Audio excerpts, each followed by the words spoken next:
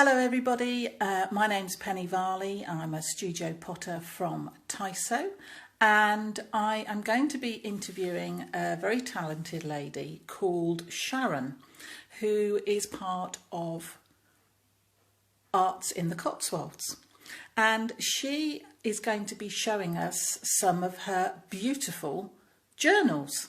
So I'm just waiting for Sharon to connect with me so we can do our live chat. So let me just go into this. So we're going to go. So hopefully we will be teaming up with Sharon in just one moment. And we're doing Oxfordshire Art Weeks at the moment, which is absolutely fabulous. And as Art Cotswolds, it's been a fantastic event. Hello, Sharon, how are you? All right, are you? I'm good, thank you very much. So we're talking about the beauty of small things, which is the theme for Oxfordshire Art Weeks today, because the theme changes every day, doesn't it? So we have to get our thinking caps on and try and see what's going to fit into the relevant bits and pieces. So what are you going to show us? So well, as you know, I make these lovely leather journals, and I saw some buttons that you've made, some ceramic, little tiny ones, they were really tiny ones, hearts, and I love them. So I had a couple of those off you and made some small journals, some A6 size. But then we had a chat, didn't we? And you said, oh, I can make you some bigger ones. And when I first started making journals, actually 8-9 years ago now, when I first started, I was using buttons, like big coat buttons, you know, like old coat buttons. So I feel like I've gone back to my roots a bit, because the buttons that you've made me are lovely, and they're lovely and chunky. You can see that one there. So this is an A5 journal, and you've made me 4 different sorts. I think I've got 4. Yeah, I've got 4 different sorts of these bigger buttons. So this is a blue one. Yeah. So if I show you what's inside on this one. So what I've done is I've teamed it with a really lovely that's nice. Isn't that beautiful? That's a very subtle combination. Although the picture, the pattern is quite busy, the two actually go together really, really well. That's gorgeous. I love this paper. I don't know if you can see, but it's all different colours of blue, and it's gold as well. Gold in there. That's lovely. That is really nice. Yeah. Brilliant. So that's that one. Yeah. And then the same again with the same lining, the different coloured leather and a different coloured button. Heart. And that one I've managed to put on the ceramic bead on that one as well. Excellent. So, same lining as the other one. Superb. And then this one, slightly different. This is a big. I love this one. This is my favourite one. I love how you've kind of put the yellow and then the red. Yeah. And then ripped it off so that it shows through the colours, the glazes. So that's I do that with all my red work is that it's called the colour. You have the clay and you make the button, and I've got a couple of things to show you how I make the buttons. Okay. And then you put a material or a product, if you like, called slip onto the clay, which is clay and water and pigment colour, and then you fire them, and then when you bring them back out of the kiln, you put the red glaze on, and then we call it heat work in the pottery world, and it kind of like it does different things with the glaze. So if there's like an edge, it will kind of the color will maybe come away a little bit from the edge, so you get the yellow underneath, which means you get that lovely gold effect, which is quite nice because it means it's not just flat color. Yeah. No, it's beautiful, and you've made me 4 of these gorgeous buttons, and they're all slightly different. It's lovely. It's really, really nice. So I love those. But inside, this is almost the same as the blue. It's just a red version. Ooh. Oh, lovely. Yeah, which looks really great. If I show you with the cover, and you can see the button. It reminds me a little bit of, do you remember you used to get like paisley shirts and things? And actually, one of our artists, Ron Turner, who was chatting to Melanie yesterday, had got a shirt on. It wasn't those colours, but it's that kind of like pattern and design, and was quite bold. And you could see a lot of it because he was chatting, but sometimes you've got a bit of a collar, you know, and it looked lovely. Yeah. No, I get what you're coming with that. It's actually an Italian paper, and they call it Art Nouveau. I can see why, because it's very swirly. Yeah. So that's what I kind of call it. Yeah. Now I have got another one. Just Great. the final one. So No, lovely. This is a classic of mine. This is my dandelion journal, and I've sold so many of these because they're so beautiful. So generally I do it with this powder blue leather. Right. And as you can see, well, as you know, but I'll show everybody else, your ceramic button has got a detail on it which looks kind of like a dandelion clock. Yeah. So we spoke about that, and you made that for me, and so this is how this works out, because this is my golden dandelion. Oh, beautiful, beautiful. See how that really complements. Yeah. That. How great! Isn't it amazing how, you know, we wouldn't, unless we had a stall next to each other at an event, we might have had the conversation.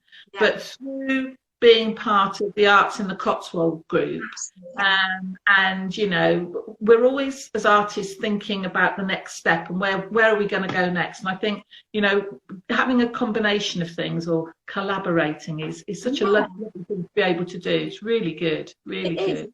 Absolutely I've loved doing those journals, actually, because they're that bit different. Yes, yeah. And as you say, every button or bead, one is different. So like your journals, all your journals are individual and unique. And so that means all of it is it's not like a mass-produced button or bead that goes on the end of it, which is great. Yeah, no, absolutely. Yeah, it's lovely. And I've made with I don't have one to show you, but with the little tiny hearts original ones that I bought from you, I've put that on a journal which is actually in the post office in Tyso. I was going to ask you about that. Yeah, I do kind of need to nip over there and put a little sign on to say, it is your ceramic bead, your ceramic bead. But because we put the things in there quite quickly and I didn't do it. But so there is one over there in Tyso. And I've got a couple more, so I can make a couple more of those. And that's the smaller size that I do, A6. So yeah, so tell me more about how you make them, that you've got. Well, and just before we go on to that, I will just reiterate what you're saying about Tyso, because I mean, the Oxfordshire Art Weeks is predominantly an online event again this year because of COVID. But there are some artists who are opening up their studios, which is great. But we've been able to, again, another bit of collaboration with the Tyso Post Office, and the 6 of us have been able to put some work upstairs in our own little space, and it looks fantastic, actually, really good. And we've had some lovely feedback from people, because they're not necessarily expecting that when they go upstairs in a post office. So it's come upstairs and see what I can show you, you know, which is great. And I believe you've sold some journals from there as well, which is exciting. Apparently, yes, I've sold several, so I'm really chuffed with that. Good. And but that to me is what Art Weeks is all about, and that's where it's been so different for us for the last 2 years, because normally we're in a venue and people come and see us and you can engage in the conversation. So yeah, it's a bit different this year, but fingers crossed next year we will be back on point in our venue, which will be very posh. Yeah. So when I make the beads, the clay that I use is a white earthenware clay, and the beads themselves, I just roll a piece of clay into a ball shape, and then sometimes I roll them so they've got a little bit of a flat edge sometimes, and then I use one of these. This is like you could probably see a bit of a metal rod, and they come in different sizes. So if I'm doing buttons, I will do them maybe in this size, or if I'm doing, excuse me, something that I'm going to be hanging. But for the beads, I use the smaller one, and then you kind of like you push this through the bead, so you're aiming to get it right the way through and to make it as even as possible. Yeah. But you have to make the hole a little bit bigger than you're working on at the time. So you make it a bit bigger because the clay will shrink as it's drying. So you have to be able to, you then thread them onto these, and they then sit on one of these, which is like a little rack. So you put it in and then you thread them on, and then they sit like that in the kiln on one of those. And then they will, when they're actually being fired. And if you don't make the holes big enough, they will then stick onto these, and then you can't get them off, which is a bit of a pain. Yeah. So once they've gone into the kiln, they've had their first firing, they come out again, then we can put glaze on. And again, we have to clean the inside of the hole of each